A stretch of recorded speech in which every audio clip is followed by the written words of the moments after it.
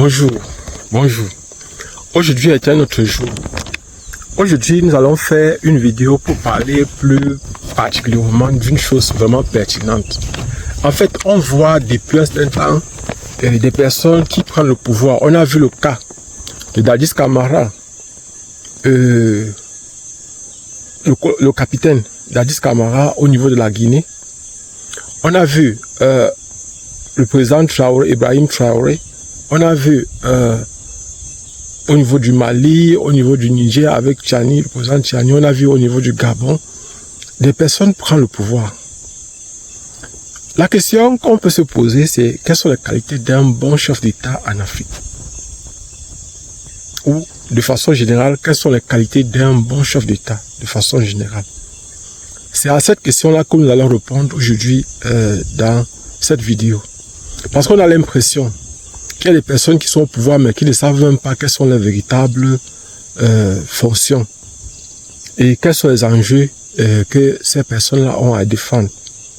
Donc nous allons dire dans un premier temps que un bon chef d'État en Afrique doit posséder plusieurs qualités pour répondre efficacement aux défis monétaires, géopolitiques, géostratégiques du continent. Voilà. Donc nous allons tout au long de cette vidéo aujourd'hui répondre aux différentes. Donc déjà commençons par la maîtrise des enjeux monétaires. Le chef d'État doit avoir une vision économique claire. Il doit avoir une stratégie de développement qui réduit la dépendance aux monnaies étrangères, notamment le franc CFA dans certains pays. Le chef de l'État doit soutenir la souveraineté monétaire, promouvoir des politiques qui renforcent l'indépendance financière du pays et favorisent des monnaies nationales solides. Un chef de l'État, un bon chef de l'État africain, doit avoir la capacité de négocier avec les institutions financières, savoir défendre l'intérêt du pays face au FMI, à la Banque mondiale et aux grandes puissances économiques, ainsi qu'aux grands prêteurs.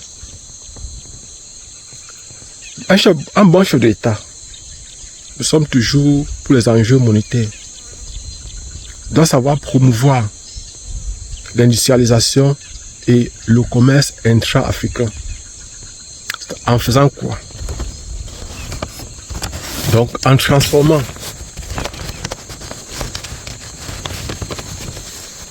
en favorisant la transformation locale des matières premières et renforçant la zone de libre-échange continentale africaine. Voilà. Maintenant, dans un deuxième temps, on va voir les compétences géopolitiques. Quelles sont les compétences géopolitiques que doit avoir un bon chef d'État en Afrique aujourd'hui?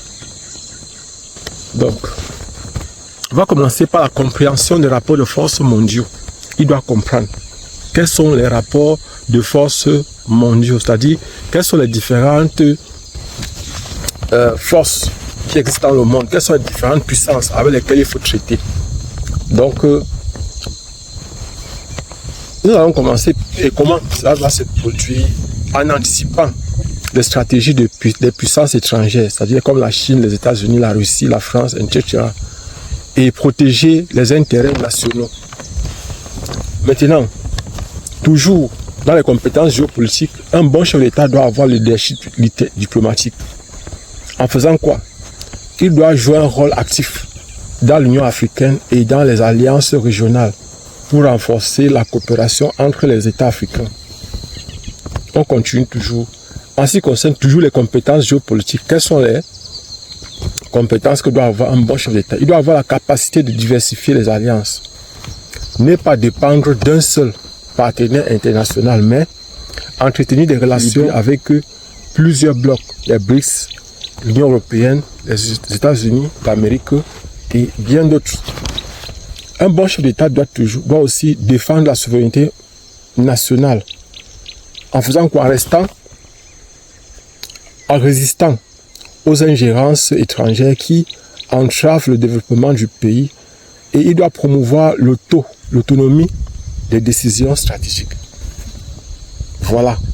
Donc, nous allons continuer toujours en ce qui concerne maintenant les compétences géostratégiques. En ce qui concerne les compétences géostratégiques, un bon chef d'État doit renforcer la sécurité.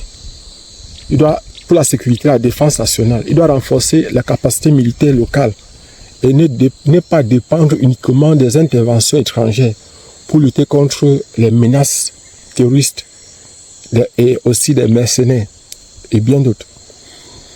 Au plan géostratégique, il doit avoir le contrôle des ressources stratégiques.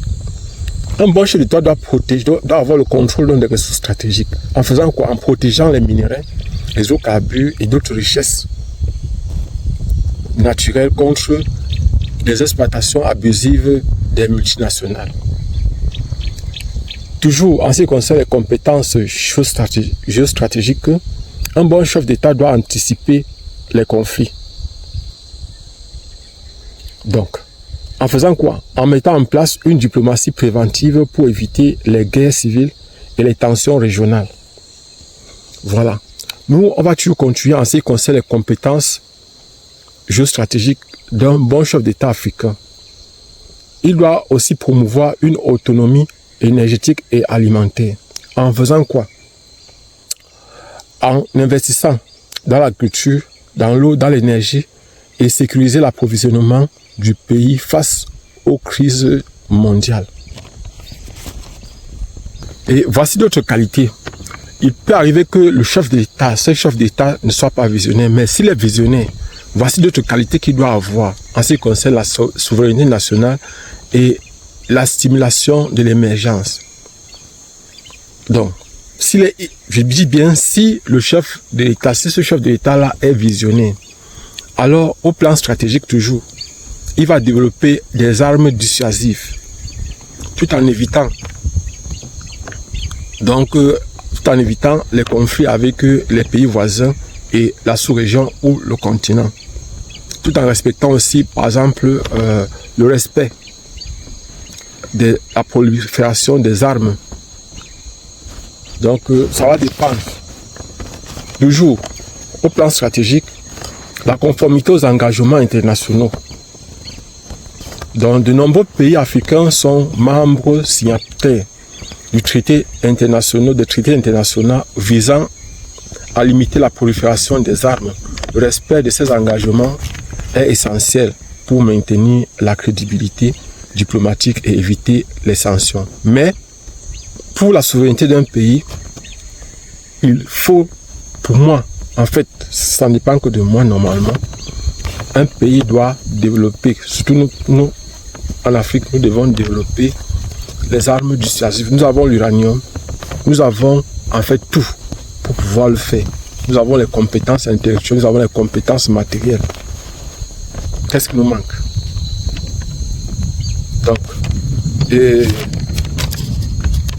Donc nous devons mettre une partie du budget pour le développement de ces armes dissuasives. En fait, pour faire en sorte que n'importe quel ennemi qui voudrait nous provoquer réfléchisse par 10 fois avant de le faire. En fait, il faut avoir des moyens de dissuasion. Et ça, c'est important pour la stratégie au niveau des pays africains. Donc, c'est vrai qu'il ne faut pas aussi oublier les zones prioritaires, les domaines prioritaires, mais pour moi, en fait, en ce qui me concerne, il faut développer ces armes dissuasives. Ça peut être des drones militaires, ça peut être des drones de surveillance, ça peut être aussi les missiles à longue portée et à courte portée.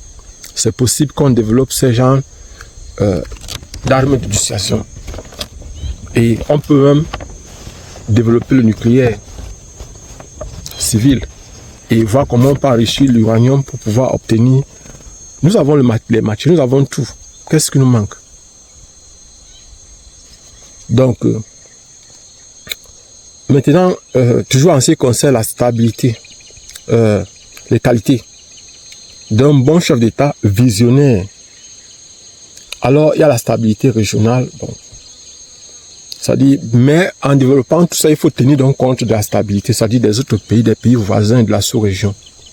En fait, c'est de ça qu'il s'agit.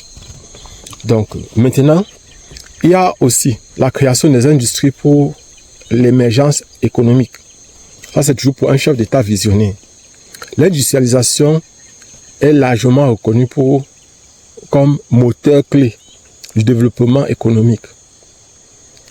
Elle offre plusieurs avantages.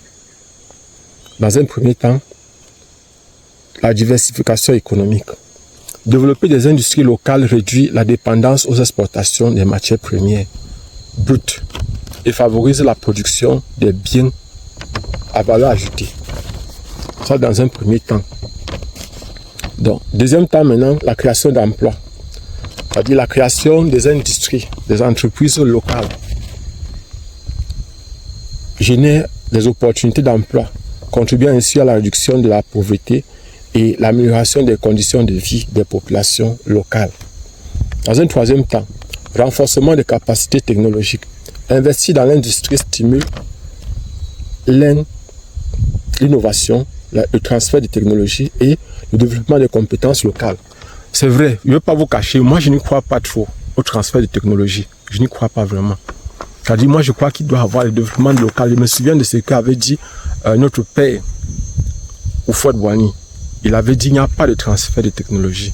Il y a la formation des cadres locaux. Et c'est de ça qu'il s'agit. Donc, nous allons conclure cette vidéo en disant simplement que un bon chef d'État africain doit être un bon stratège économique, un bon diplomate habile et un défenseur de la souveraineté nationale. Il doit également savoir s'entourer d'experts compétents et avoir le courage politique d'affirmer et d'affronter les défis sans compromettre l'indépendance de son pays. Voilà. Nous avons aujourd'hui de très grands défis à relever. Le continent doit se lever, doit se relever.